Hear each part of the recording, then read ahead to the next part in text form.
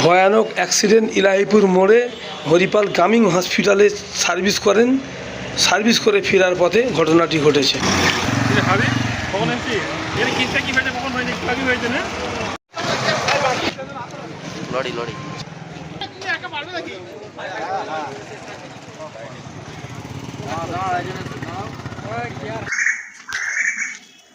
গাড়ির নম্বর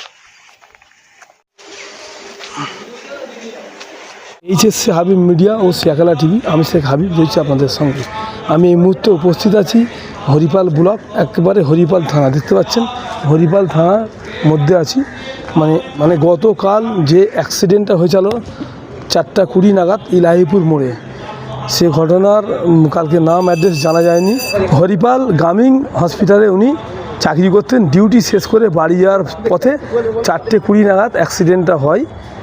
এখন হরিপাল হসপিটালের ডাক্তার ম্যাডাম এসছেন, স্টাফ এসছেন, আর ওনার সারা বা ওনার দাদা কি বললেন মিডিয়ার মুখোমুখি তা আপনাদের শোনাবো।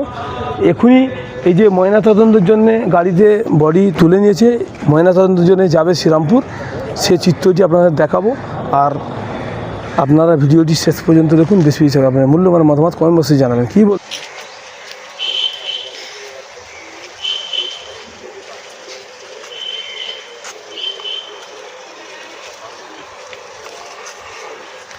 দাদা, কারণ ঘটনাটা কটাই ঘটেছে?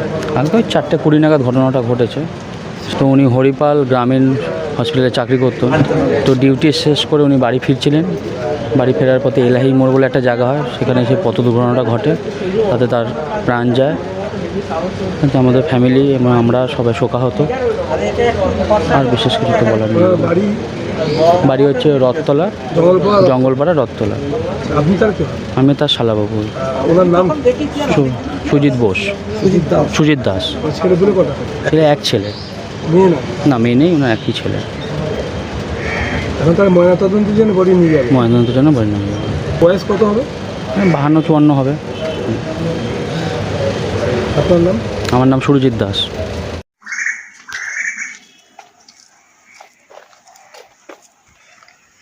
WB 18K 2691 গাড়ির নম্বর।